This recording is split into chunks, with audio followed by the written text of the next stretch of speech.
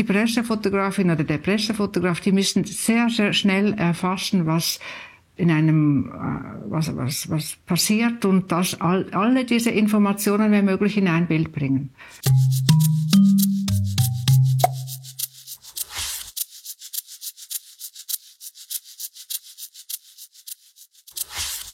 Sabine Wunderling war rund 40 Jahre bis zu ihrer Pensionierung Pressefotografin. Nun sind 500 Fotos von ihr im Bildband zwischen Stein, Bundeshaus und Pudding Palace versammelt. Liebe Sabine, heute fotografieren alle mit ihren Handys die ganze Zeit. Sie haben Digitalkameras, die hochaufgelöste Fotos machen. Jetzt kommt auch noch die künstliche Intelligenz dazu, die Fotos produziert oder Bilder produziert. Weshalb braucht es da überhaupt noch Pressefotografinnen und Pressefotografen?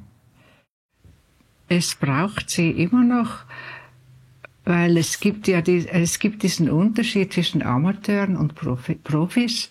Und das ist ein großer Unterschied. Pressefotografie und überhaupt Fotografie war ein Beruf, ist ein Beruf und wird ein Beruf bleiben, hoffentlich. Und eben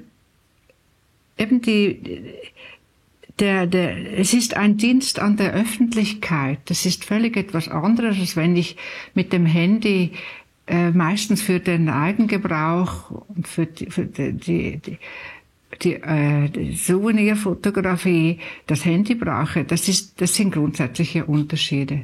Und die Pressefotografie findet ja oft auf im Zusammenhang mit den Agenturen statt. Also die Pressefotografin oder der Pressefotograf, die müssen sehr, sehr schnell erfassen, was in einem, was passiert und das alle diese Informationen, wenn möglich, in ein Bild bringen. Ja, vielleicht können wir das gerade mal auch an konkreten Beispielen anschauen. Ich habe 5 Fotos ausgesucht und bitte dich ein bisschen darüber zu erzählen, wie sie entstanden sind oder was speziell gewesen ist. Also das erste Foto, das wir jetzt sehen, da ist Alexander Pereira drauf. Das Foto entstand 1996. Er war zu dieser Zeit Direktor des Opernhaus Zürich. Wie ist das entstanden, dass er da auf dem Segelboot ist? Das war ein Auftrag, Interview mit Alexander Pereira, mit der Journalistin Marianne Noser zusammen. Und gut abgemacht hat sie das mit ihm. Wir sind dann, das Pressehaus ist ja ganz nahe beim Opernhaus in diesem Fall in Zürich. Also wir sind also quasi über die Straße gegangen und haben dann herausgefunden, während des Gesprächs, dass er sehr gerne segelt, dass das ein großes Hobby ist von ihm. Und da wir genügend Zeit hatten, das ist eigentlich die Ausnahme, dass man Zeit hat, haben wir dann Stande Peters entschieden, wir schauen, dass wir dann ein Foto noch auf dem See machen können mit Segelboot. Es war sehr schönes Wetter und wieder über die Straße gibt es einen Bootsverleih. Also das war eine sehr spezielle Übungsanlage. Wir haben es dann wirklich geschafft, so ein kleines Segelboot zu mieten. Und ich musste ja auch noch in einem Boot sein. Und so entstand die doch lustige Situation, dass Marianne Noser, die Journalistin, am Steuer dieses Motorbötchens und ich hinten stehend Kurven drehen, so bis wir dann den Alexander Pereira in seinem Segelboot so hatten, dass wir auch von Zürich noch was sehen. Mhm. Das war gar nicht so einfach. Es hat sehr Spaß gemacht und eben das war eine spezielle, ausgebaute Interviewsituation auf dem See. Nächste Foto, Patricia Highsmith. Glaube ich, ein bisschen ein komplizierterer Fall. Das Foto entstand 1992 in Tegna im Tessin. Robert Neff, der Journalist, der das war eigentlich eine ganze Interviewserie, die er betreute. Er hat den Zugang zu ihr über Daniel Kehl vom Diogenes Verlag eigentlich erhalten. Das war gar nicht einfach, überhaupt an sie heranzukommen in Tegna, bei ihr zu Hause. Gut, wir gehen also hin, wir kommen dahin und ich war sehr gespannt, weil sie interessierte mich schon als Person sehr. Und wir fangen das Interview an.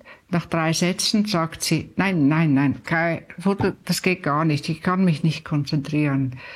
Gut, und da hörte ich sofort auf zu fotografieren und habe mich dann habe mich aus der Situation rausgenommen und da war noch eine Katze im Raum und ich habe mich dann mit dieser Katze beschäftigt und habe einfach gewartet.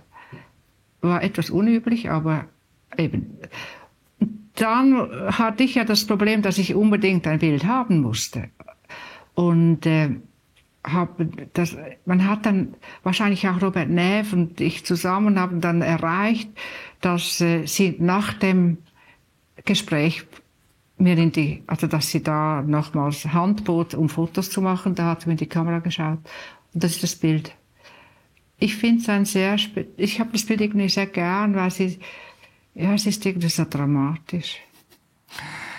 Eine ganz andere Persönlichkeit ist Dalai Lama. Von ihm gibt es schon sehr viele Bilder, die man auch gesehen hat. In diesem Fall 2005 in Wiesbaden fotografiert. Wie ist es, eine solche Persönlichkeit zu fotografieren? Hat er auch so eine Ausstrahlung, die man sagt? Hast du das sofort gespürt? Das ist so eine typische Situation, wo ich eigentlich die Nacht vorher nicht so gut schlafe.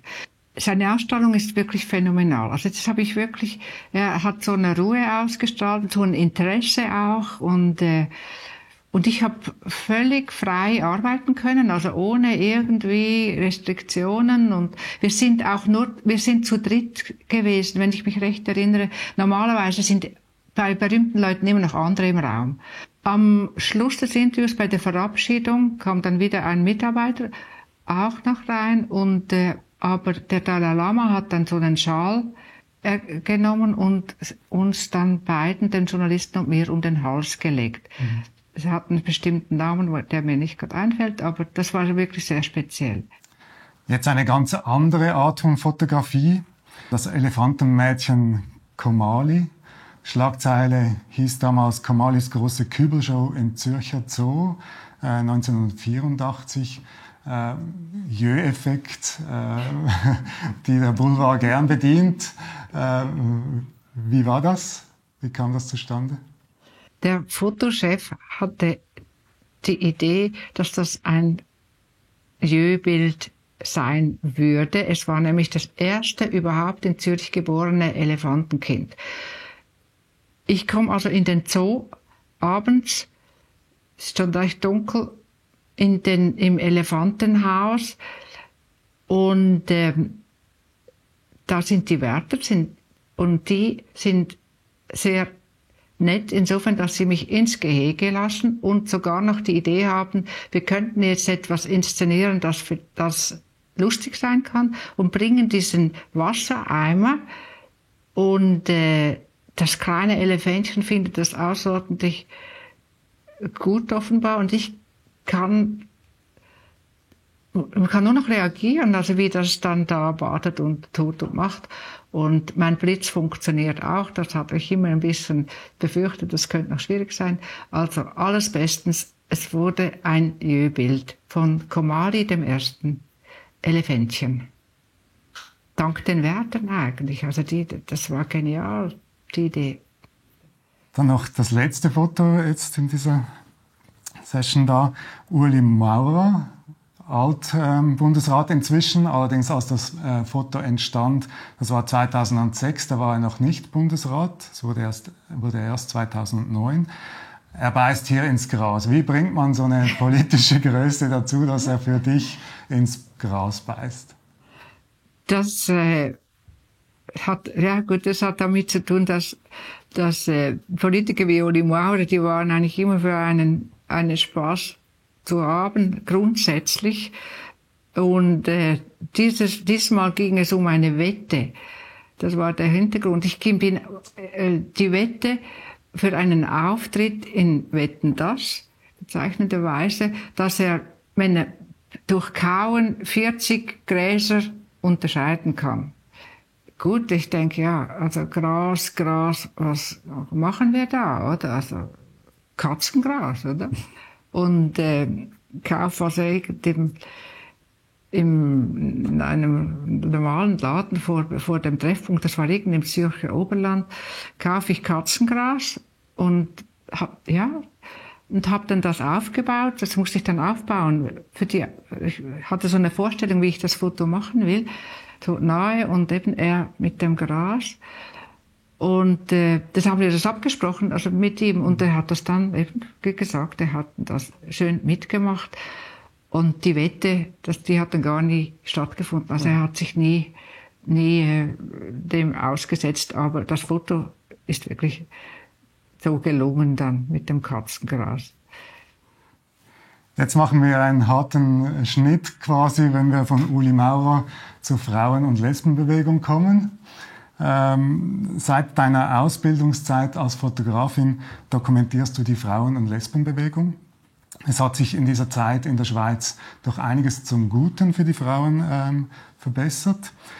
Wie sehr konntest und kannst du als Fotografin mit deinen Bildern dazu beitragen?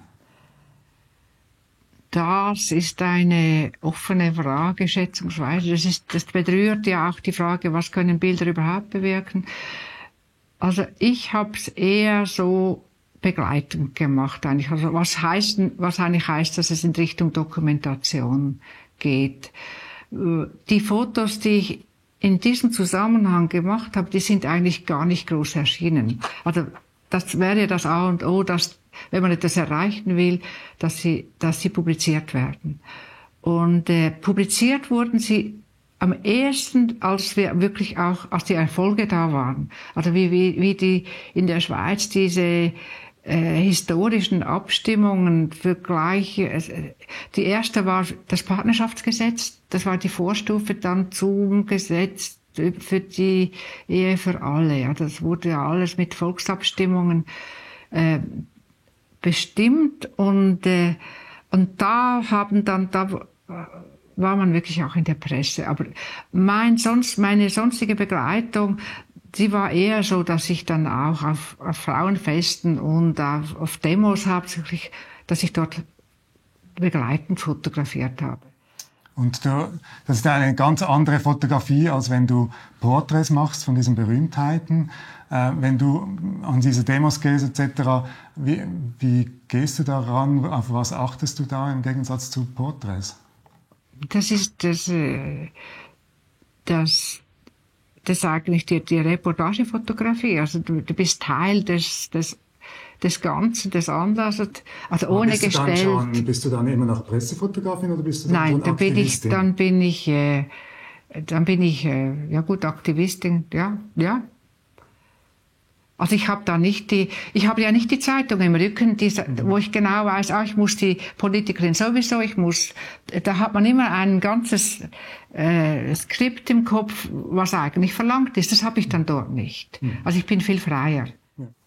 Das Gleiche gilt auch für die Bilder, die du zur Landschaftszerstörung machst. Ein Thema, das dich auch schon sehr viele Jahre lang beschäftigt. Welche Arten der Landschaftszerstörung interessieren dich und wie kam es überhaupt dazu? Aus der Erfahrung heraus, dass ich mich ja nicht wirklich wehren kann gegen das, was da passiert, Autobahnbau, Zerstörung meiner nahen lieben Bäche und Bäume und all. Also, und nicht wehren, aber ich kann mit dem Fotoapparat zeigen, was war und zeigen, was wird. Und das hat sich dann so langsam entwickelt. Und du hast so vorher-nachher Fotos gemacht? Genau. Vorher hat es so ausgesehen mit Bach und so, nachher die Autobahn, die am gleichen Ort Durchfahrt geht. Ja.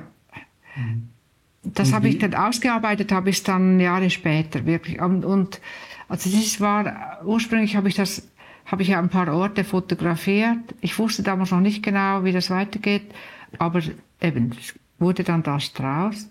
Eine sehr wichtige Arbeit, ja. Wie geht es nun weiter bei dir und deiner Fotografie? Ich mache noch einzelne Aufträge und sonst bin ich offen für Neues und bin eigentlich gespannt, was da noch kommt. Vielen Dank für dieses Gespräch. Ich hoffe, dass wir Sie neugierig gemacht haben auf weitere Fotos. Ich empfehle Ihnen sehr diesen Bildband von Sabine Wunderlin zwischen Stein, Bundeshaus und Pudding Palace.